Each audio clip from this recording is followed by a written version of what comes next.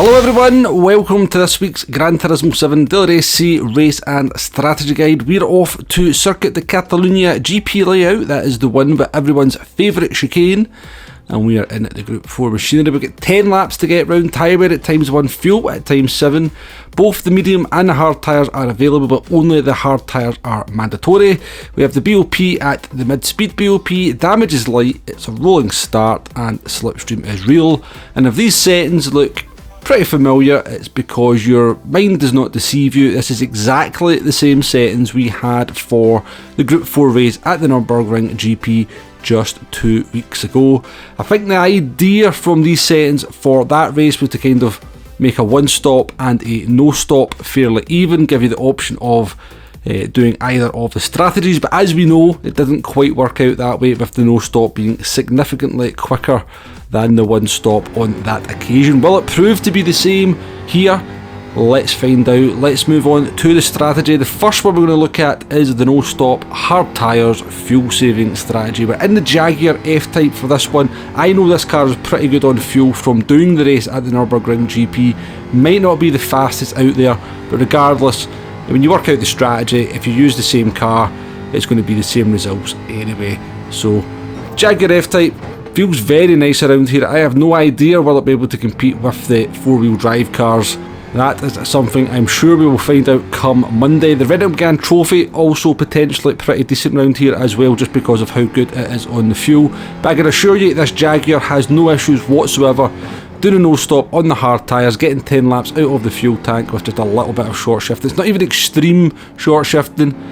Sometimes I could rev it out. That's something I found out at the Nurburgring GP as well. So I kind of liked this car, because I could actually use it to overtake some of the cars that had to do a little bit more fuel saving. But yeah, tyre wear no issue, a little bit of short shifting. You can easily do the no stop in the Jaguar, and I'm pretty sure you can probably easily do the no stop in just about any of the Group 4 cars out there, bar the Mustang. 19 minutes 15 seconds was the finishing time. Let's check out the pit loss to see if a one stop is actually going to be viable. I'm going to keep this video short and sweet because I reckon you probably know the answer to this one, but we're in an AI race here. We're 2.4 seconds ahead of P2. We're going to come in at the end of lap 1 on the hard tyres, bolt on a set of mediums. Obviously we could just short shift our way and not have to take on any fuel, but what would be the point in that? I would say if we're going to go for the alternate strategy, then don't bother with the fuel saving, just take the fuel on at the pit stop. We'll take on 9% here. I think that's as much as we can fit in because we're pitting at the end of lap 1. And yeah, if you think I'm talking a lot here, it's because I am trying to pass the time until the car finally gets into the box. Finally there. Let's get the tyres changed. I think it's 4.8 seconds to get the tyres changed, and then a further 2 and a bit, or just under 2 seconds to put in the fuel. As we come out the pit lane, remember we're 2.4 seconds ahead of the leader. We're now going to be 30 seconds behind the leader by the time we get down to turn 1. If you don't take on any fuel, you're looking at a pit loss of around 28 seconds.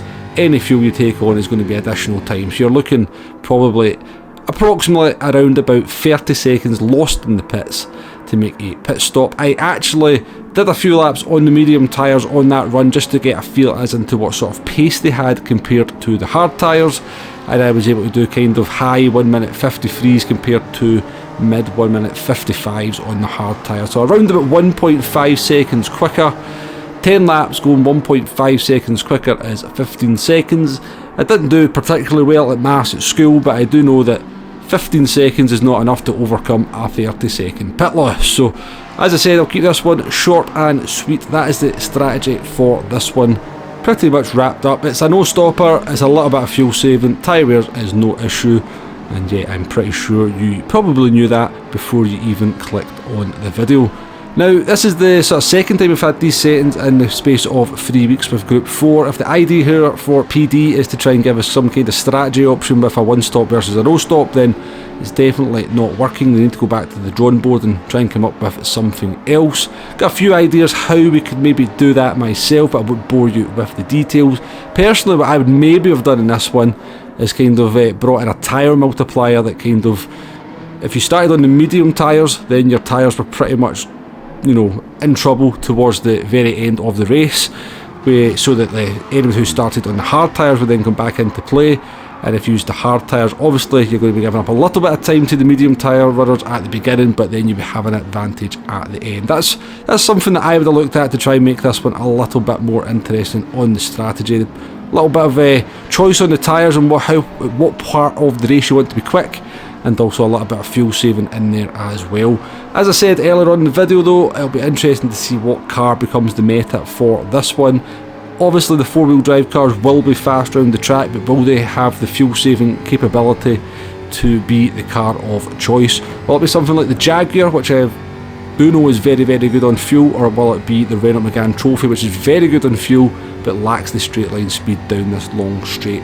Let's do a lap guide here, give you an idea as to how I short shifted my way through this one. We're looking for the black box on the wall on the left hand side for turn 1. Down into third gear, get your sort of right hand wheel over that curb, left hand wheel over at the second curb.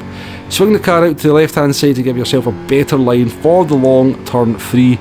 Fight that understeer all the way through it and hope that when you've hit the throttle you've judged it right to not understeer wide off the corner. Just before the overhead gantry for your braking point into turn 4 here, I use third gear. Early you get on the throttle here, you can pick up a lot of lap time as well. Looking for the kind of green box on the sort of grassy bank for your braking reference for this sort of hairpin here. Very, very tricky corner as well, but again, the early you can get on the throttle there, get the rotation of the car, brings the car round, you can get a good bit of lap time saved. Start of the curb on the right hand side into this very tricky chicane, to be careful of the track limits. Actually, be careful of the track limits in all the corners on this track. End of the curb on the left hand side into the fast right-hander, really nice corner, fourth gear, use all the curb on the exit onto the back straight, and as we come down into the second big braking stop, we're looking for the grey pole. There's a black box there as well. I think it's sort of just before the 100-metre board. Get the car, it's a much tighter hairpin than you actually expect, so overslow the car to get the rotation, get on the throttle nice and early. Round this long right-hander here, hug the curb. Tricky left-hander coming up, big sausage curb on the inside, but you want to get the car over to the right-hand side of the track, then at the gantry, dab on the brakes, and then don't be too liberal with the curb. On the first part of the chicane you can take a lot bigger chunk out of the second one, and the last corner is full throttle. We're going to come across the line here, I think it's a 155, definitely not the fastest lap we did on the run. Done a 54.7 the lap before, we did a 54.3 I think on the last lap to finish, but that's this one is a very short and sweet racing strategy guide this week. Fuel saving, no stopper, hard tyres, watch those track limits, and yeah, manage that fuel, and respect your opponents, and you should be golden for this one. We should be live streaming this one at least a couple of times this week. Hopefully you can join me for them, and hopefully we have a little bit more luck at this week's race than we did at Dragon Trail Gardens in the Group 3 machinery, which was actually quite a struggle for us. But yeah, if you made it to this point, thank you very much for watching the video. Please hit that like button, please hit that subscribe button if you haven't already and you think the video deserves it. Thank you very much for watching once again, and I shall catch you on the next one. Goodbye now.